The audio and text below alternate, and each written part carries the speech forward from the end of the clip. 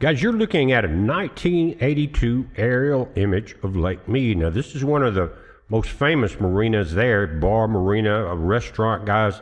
Now, it's a lot different now, but even in '82, notice you could see the shrinking water, that calcium line, it went down from record heights.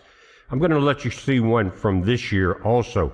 What we're going to do, though, we got new data coming in on Lake Mead, and it has to do with Lake Powell and what it's putting out, and new information on some other things about Lake Mead that, guys, has really sped up the timeline of some of the problems we see coming. Let's look at the 2026 picture. Guys, 2026, quite a difference. You could barely see the ring here when we were just looking at the pictures. And the dam is a pretty good bit from here, and when this goes, it'll all go back to the Colorado River eventually. The people that make a living here, and I think this is the fine folks at Temple Bar Marina. I think that's where this is at. They have a live YouTube video that stays up. They're broadcasting out across the lake here, and you get views of the boats, and it looks like an extremely fine marina, cafe, and restaurant. If I were in the area, I'd definitely have to check it out. But anyway, quite a bit of difference, guys. We got 181 feet now, I think, from this calcium line to the water surface. But this kind of tells a story. But we're going to get into the data. Again, the timeline has sped up on Lake Mead, big time. And the guys, with the temperatures that we're seeing in the increase, and it's forecast to just keep getting hotter, of course, through the summer. But we're right now reaching into a stage of peak evaporation inversion. And it's the desert heat, guys, is currently vaporizing up to 300 million gallons of water every single day directly off the Lake Mead surface. The inflow tap is choked down. Lake Powell, guys, has changed its outflow and inflow. Lake Powell is actively dropping discharge and minimal volume downstream through the Grand Canyon. Because the physical inflow input is fixed at an ultra rate low, there's no physical wave of upstream water hitting Mead to counter that drawdown. Now, let's take a look at that chart. I'll show you what I'm talking about. Now, its elevation change, this was yesterday. It's a day behind, but it was 0.7 or 0.17 feet. But look at the inflow. This is from upstream, Green River, Flaming Gorge, all of that area. Inflow has been cut in half in the last couple of days. I think 3 days in a row, and that means it's not a fluke. It's kind of a constant now. But it's outflowing to Mead at 8,570 cubic feet per second. A lot's evaporated in that 260 miles of very heated canyon. But that's the outflow. The inflow is not going to sustain Powell very long. What's going to happen, this outflow is about to have to be cut. Remember, they had decided to save Powell because of its position in this whole stack of dams, starting with Fontenelle all the way down to Mead. But they are, again, they're going to have to cut the supply to Mead even lower than this in order to keep themselves alive, if that holds up. But guys, it's just a domino effect. Each one is going to catch up with the other. There's no way you can take there's more dams than those four, but you can take those and not balance them out. You're going to lose them all. It's going to go all back to the rivers. And that's really what we've talked about before. And look at the inflows for the year percentage, down 81.89%. Inflows for year of all-time averages is 43.71. River flows is down 13.9%. Snowpack down to just 9.9%. And that snow is melted. It may not come back this winter. And everything's kind of coming together at one time for absolute collapse, guys, because, again, we just in the last 14 days before this average, we had a lot of green numbers. Now there's only one in the chart. Last couple of days down 0.17. But here's the problem. The outflows are continuing at 85, average is 85.36 over the 14-day period. But look right here, going back 3 days to Wednesday, June 24th, 48.26, 35.59, 35.32. When it does this, it's not a one-day glitch. This is now the way it's being forced to happen. In other words, this average is saying they're letting out 6227. But guys, if you just average these three numbers, and that's really what's important, because the trend is not going to reverse unless you have major rainfall, right? Anyway, this is the sign of a major problem. This is the first sign of the intensity of the decline of both dams. This is the sign. Now, earlier today when I was starting to put this together, guys, we were looking at 1045 feet. This going back to Lake Mead, 1045. We watched it cross 1050 on June 1st. But guys, now it's at 1044.15 or something like that. It's already past 1045. And when you get, so now we're, 9 feet from 1035? But there's another kind of important factor in here, that at 1040, guys, which is 4 point something feet away, you get the water's lower. It's not down to the 1035 where you have to kill the 12 bottom turbine or the 12 top turbines. But 1040, as you lower water height, the pressure on the turbines decrease. In other words, you don't have as much pressure pushing and turning the turbines, right? So we're going to see about an 80% cut coming to downstream hydropower by the end of July. But at 1040, they start losing pressure. And that's important. There's a couple of other important factors in this calculation. And so, guys, now putting all the data in, this new evaporation rate and the cycle that it's locked into, and adding in the decline of the feed from upstream to Powell, and looking what they're doing to the feed of Lake Mead, guys, I was dealing with a 0.23 foot per day drop, adding in 0.3 for evaporation. Now that has changed to 30, adding all the numbers up, the drops in the dams, the drops in the inputs, and the evaporation rate is now 0.30 per day. What do we say, 300 million gallons a day are evaporated off the surface of Lake Mead? Think about it. All right, so 1040, we're going to start losing pressure. 1035, we drop 12 turbines. And remember, we had 5 at the top, or 5 at the bottom, excuse me, but 1 is down for repair. So it's going to cut down the energy supply a lot. And guys, one of the disasters of it all, of course, the cities are going to collapse and all, but just upstream from, or just north of Las Vegas, guys, you've got a couple counties in there, mostly Native Americans, that are directly tied to Hoover Dam's capacity. In other words, they don't have alternative sources for power. But that, they haven't been treated right with water, and now this is going to happen to them, because when we start getting into this 1035 shutdown period, they're going to be some of the first ones affected. And because it's a rural situation, I think, in this maybe 2 or 3 county area there, not a whole lot of people. And it's fixed income, pretty basic, living off the land and things like that, forestry managers. But they don't have the money to have 1,000% increase, or to pay 1,000% increase in their power bill, like is what is going to end up happening to some of the places.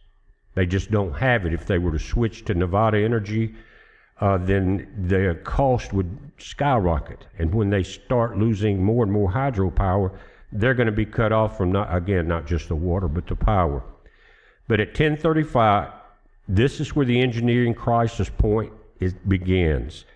It says water pressure drops low enough that water flowing into the intakes begins to form violent bubbles. Guys, and we're just, we're down at 1044, right? Anyway, violent bubbles, cavitation, which tear away the metal of the turbine blades. Operators must begin mothballing turbines to protect them from self-destructing. They can, but they will never be back on. Not in our lifetime. Now, we still got into early next year before I think we see 950 feet. We hope so. But that's hydropower minimum power pool. Below 950, the water levels fall completely underneath the standard power intakes, and electricity generation at Hoover Dam ceases entirely. Now, 895, that is the ultimate dead pool catastrophe. Below 895, water can no longer physically flow past the dam through gravity alone. They won't have power to pump it. The Colorado River effectively stops flowing to California, Arizona, and Mexico. And they talk about those releases, but they're temporary releases that are going to destroy themselves, and it may be below that. In other words, you sit there over, I don't know how many decades and watch that reservoir fill back up. I'm not sure what they'll do. But I do know that as they dry out and they don't have that water pressure on them, they can form cracks and become unstable. And what I can see in the future is monuments to this past 100 years of what not to do. Reminds me, you remember the Statue of Liberty sticking out of the sand in the old original Planet of the Apes movies right at the end, showing how man had destroyed the planet? That is what I see with these dams sticking up. Just picture that. Now, as I went through the day getting the data put together, we have, again, I've updated this. We're at 1044.9 feet. It's a little lower than that now, but again, we're below 1045. The lake is exactly 9.9 feet at this mark away from the turbine shutdown line. And again, we put in the new information on where we're going with a day, with the drops per day and getting to about 0.3. Now, this is going to change it. It says if the Bureau of Reclamation slashes the outflows from Lake Powell, if that squeezes the reservoir by an extra few inches per week, the August 4th date is what had been calculated by the Bureau on their new stuff, but that easily pulls into the third week of July. Now, there's a mechanical reality at 1035 feet. Once the lake hits that target, the physical operations of Hoover Dam fundamentally shift. Again, the 12 turbine shutdown. Now let's take a look at the numbers using the 0.30 feet per day drop. And it's an accelerated timeline. It says this intense summer evaporation and the newly slashed Powell outflows, the countdown to 1030 foot crisis point is pretty much exactly 33 days, landing squarely on July 30th. The July 14th, 17 days out, the historical smash at 0.03 or 0.30 feet a day, excuse me, the lake will shed 5.1 feet, hitting 1039.85 and completely breaking the all-time historic low of 1040. Wow. Anyway, July 22nd, the power strain begins. The lake drops past the 1037.40 feet. That's when the water pressure becomes noticeable. It's not quite to 1035 yet, but the grid operators, they have to start making adjustments to keep a total turbine efficiency propped up if they can. But again, they're going to be limited very quickly on the number of turbines that they can use.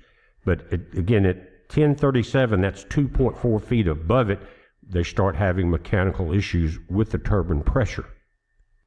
Now, we got to factor in that the bottom of Lake Mead is 100 feet deep in compressed sediment. Now, a lot of that came into play before they built Lake Powell to stop some of it. So Lake Powell has a similar problem. But when you put 100 feet down there, you're not really dealing with the true water depth anymore because you got to take 100 feet off of that. And so the lower everything gets, the lot less water pressure you have with 100-foot a loss of water at the bottom. Again, sediment is that deep and it's highly compressed.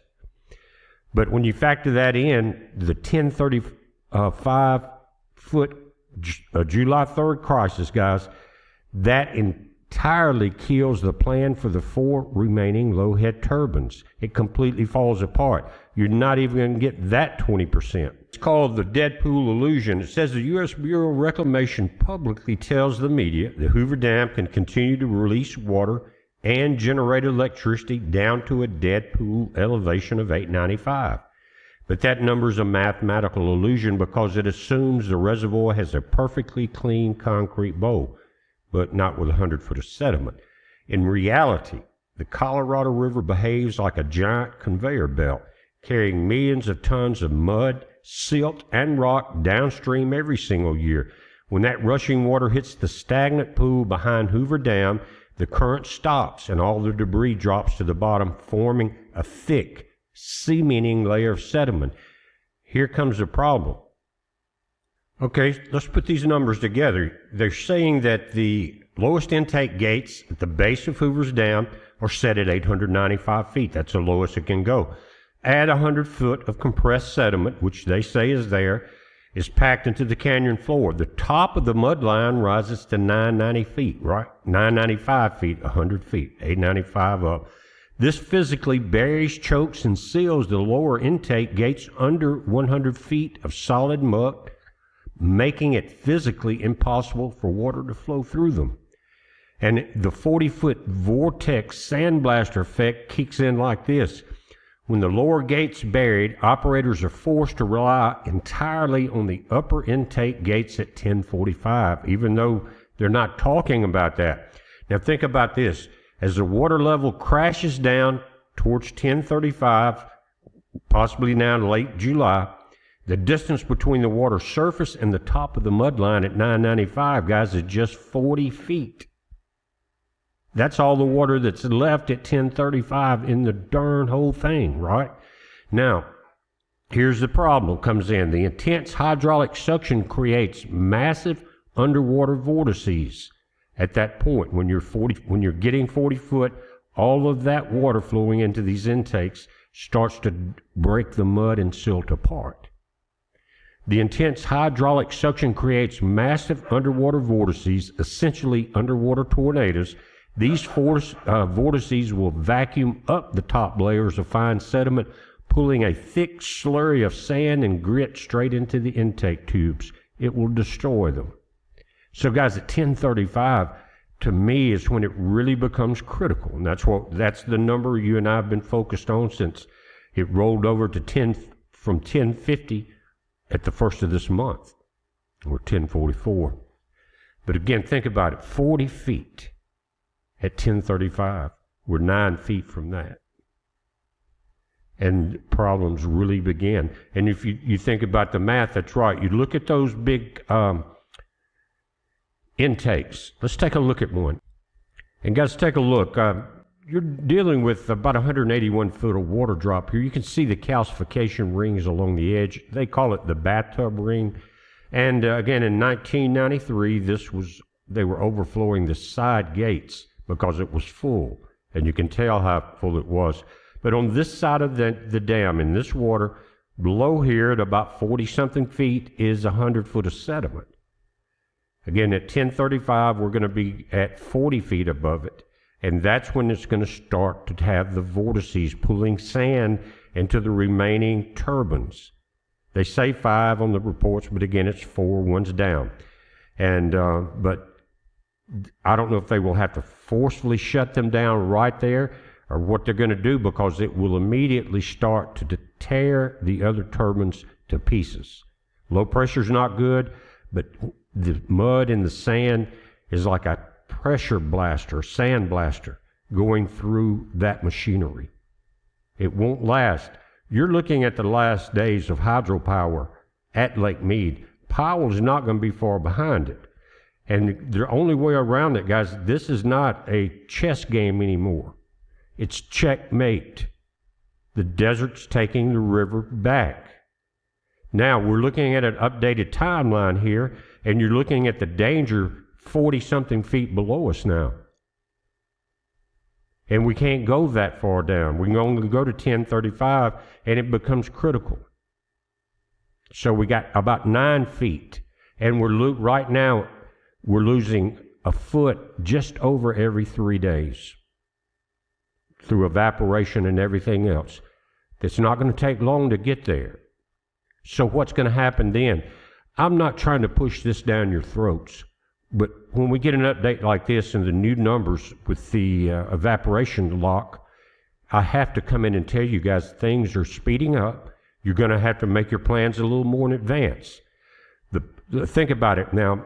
I mentioned I think it's the Lincoln power company that has the smaller electrical grid that's north of Phoenix, and I'm pretty sure it's Lincoln, but I wasn't implying that the people there didn't make a good living, but it's when you've got 4,000 people in this wide area, guys, it's different. If you raise the price rates on a subdivision or several subdivisions or a whole city like Phoenix, then the cost is spread out over millions of people. But when you got 4,000 on one line, guys, there of Lincoln, and it's like a community commodity complex, guys. It's a non-profit setup. In other words, they keep it running. They pay a minimum bill. It all comes from Hoover. But the cost for them to change to Nevada Electric or something like that could go up by 1,000 times. And they don't have the community numbers to buy it like that. You understand what I'm saying? If you had millions of people, that you divide that pie up, of course, it takes more power. But it's going to the cost jump spread so thinly, guys, is going to be terrible for the people that are dealing with the Lincoln grid up there. Keep in mind, again, that a lot of it's Native American, and they're already having water problems. Another thing that's popping up is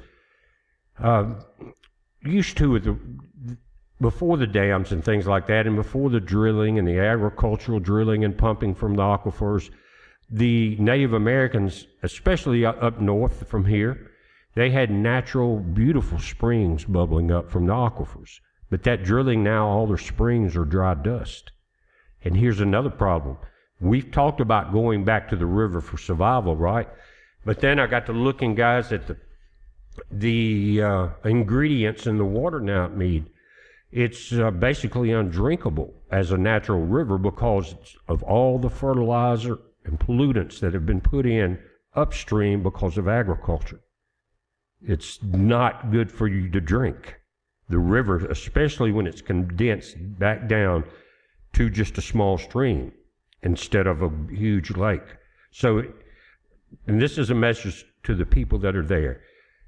You can't turn to your springs. Man has sucked that dry out of greed. You can't go to the river to drink because of the pollutants from the upstream agricultural processes. So what are you going to do? You got to think about it like that, guys, not just to the Native Americans, but anybody living in this area. And we've talked about the fact that it would be returning back to a river life where possibly some marinas would go to that are drying up. They can't have the houseboats and all of that. They could have a very good rafting situation set up. If it can happen, guys, again, you're going to have power loss, water loss, things like that, that all would be a factor in trying to do anything. But again, a rubber raft might be, if you're trying to hold on to your line of work, that's exactly what you could do. Just don't drink from the river. But I had to bring that in as a factor in your decisions, realizing the springs are dried and the river's poisoned. And going back to the turbines just a moment, this accelerated turbine shredding, guys, we're talking about because you're getting the sand pulled into it now. They're precision engineered to spin using clean, pure water. When you introduce a high-velocity slurry of abrasive sediment, it acts as an industrial sandblaster. I'm just kind of emphasizing the fact that 1035 is just the beginning. The grit will aggressively pit, gouge, and warp the steel turbine blades, unbalancing the shafts and causing the massive generators to violently vibrate themselves to pieces. Think about it, they have to shut them down. It would probably destroy more infrastructure than that in that entire dam setup. Let's kind of summarize this just a moment, guys. And again, you can use the video any way you want to, screenshot it, use the whole thing, I don't care. But let's summarize this, and then we're going to go into a brief update on this cottonwood fire we were watching just yesterday. And it's increased by 20,000 acres, and I'll show you on the map. We'll get there in a moment. Anyway, summarizing what we're talking about, the inflow is gone. The Southern Rockies are bare rock at 14,000 feet. Before the snow melted, they called it the alpine cooling system. Now it's a furnace and choking Lake Powell's output down to a fraction of the normal. The atmospheric wall is locked. I've been showing you the total precipitable water maps. It shows a permanent bone-dry high-pressure dome trapped over the entire basin, accelerating evaporation to the evaporation to brutal summer speeds. So, in other words, this 0.30 could speed up, because today, even at evaporating 300 million feet off the surface, or 300 million gallons, excuse me, that could accelerate in itself, because we may get back into very high triple-digit days before the end of July. You understand what I'm saying? Water gets lower, it's going to increase. The reservoir funnel is narrowing. As Lake Mead plummets, the V-shaped canyon geometry guarantees the daily vertical drops accelerate, shedding inches faster every single week. Guys, are you listening? The power grid is stranded. On July 30th, the water hits the 1035 engineering cliff. Because the fifth low-head turbine is broken and offline, the Hoover Dam doesn't just suffer a 75% loss, up to 76, some calculations 81% loss, because you're also losing volume, which is pressure on the turbines.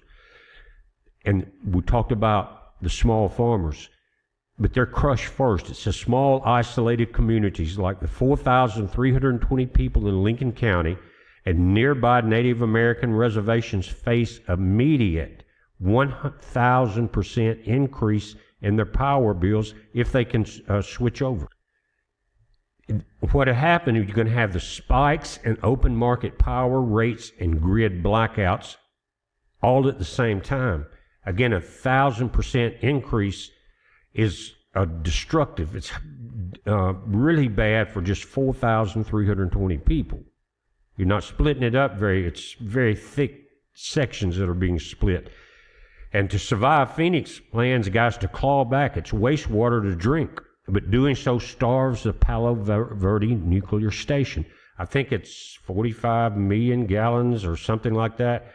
It's a bunch of water evaporates every day that comes from the wastewater from Phoenix. Phoenix is thinking now that they're going to have to cut that flow way back and recycle that water and put it back into the drinking system.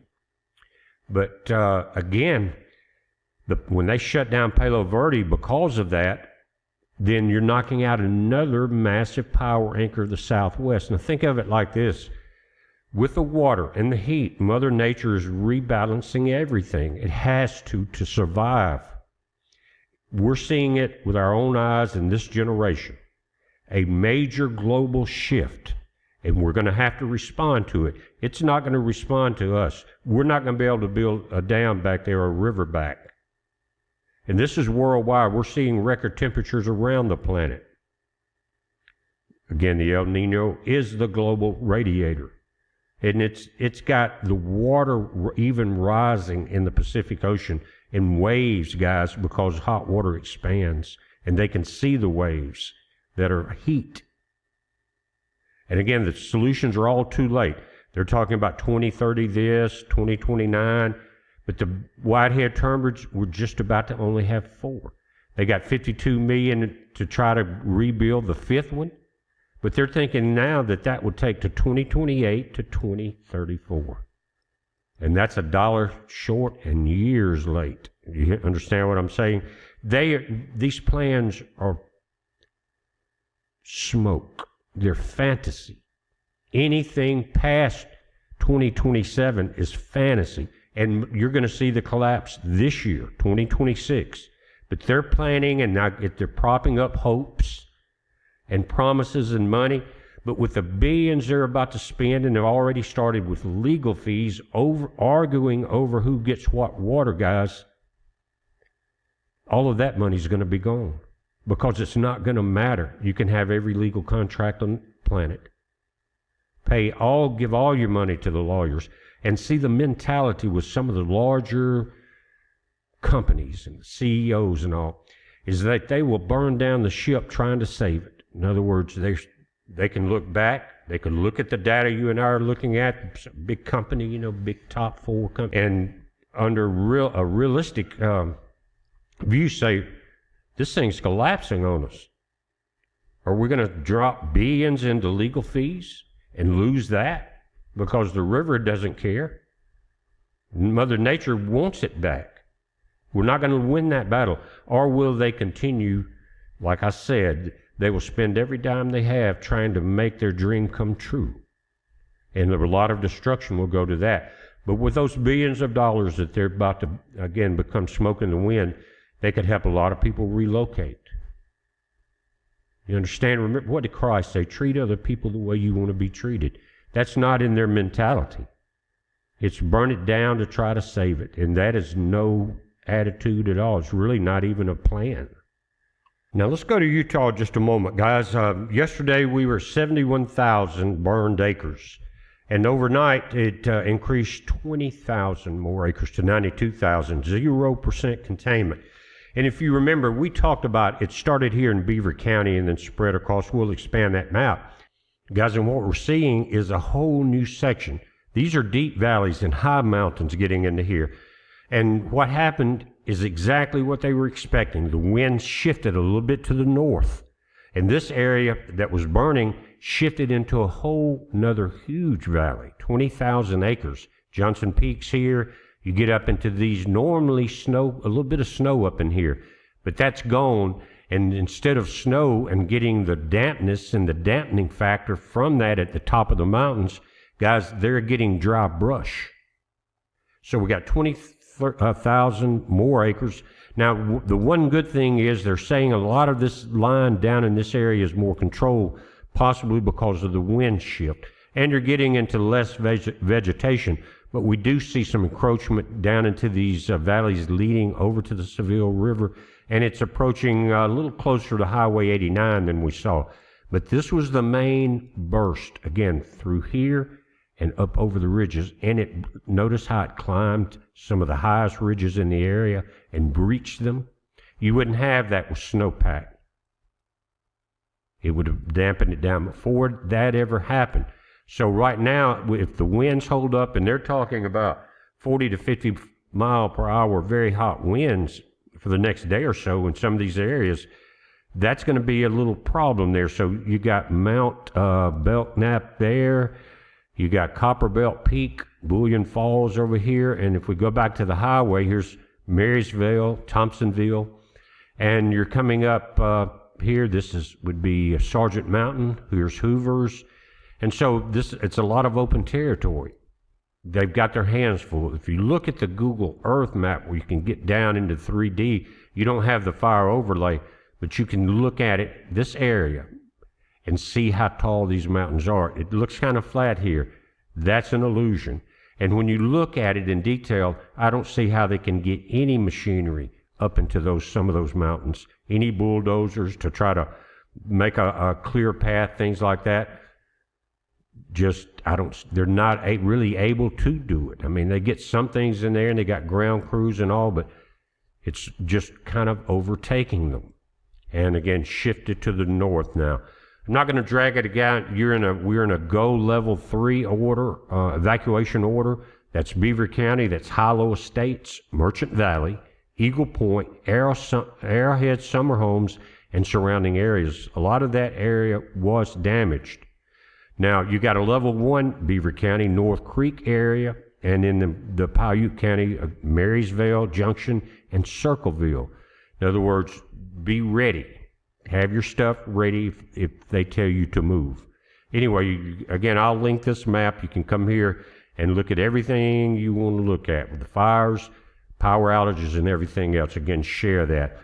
I just wanted to take a little time this afternoon and come in and update you. This is important. And Lake Mead both is important.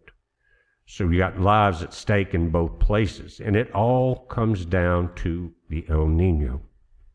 Melted the snow, making everything hot and dry, blocking the moisture from the entire desert southwest. We're watching it, guys. You watch it. Remember, our Father loves you. I love you very much. And it's a heads up. And you be safe. And remember, I want you to ask yourself, if you're in that Colorado River Valley area, what are you going to do? Don't scratch your head, not for long. You got to sit down and write out a plan. you better start doing it. Even into the cities, when we start talking about the power loss and forcing everyone to drink recycled water. That's only temporary as long as you got the power to recycle it. Guys, it's almost as expensive to recycle wastewater back to drinking water as it is desalination. You got membranes involved. It's not just a simple filtering process. You have to have bacterial sections in there. You got to have ultraviolet lights. It's a lot of things involved in killing all of that bacteria. So there's nothing good about the picture of the desert Southwest. Now, most people are ignoring it, 90%. Their local news are starting to talk about it down there, but they're not giving you a whole lot of detail. Nobody's talking about the 100-foot sediment about to shut everything down very quickly. So that's what I do. But I'm looking out for you guys, and just remember, make a plan. You fail to plan, you plan to fail. It's a heads up. Be safe.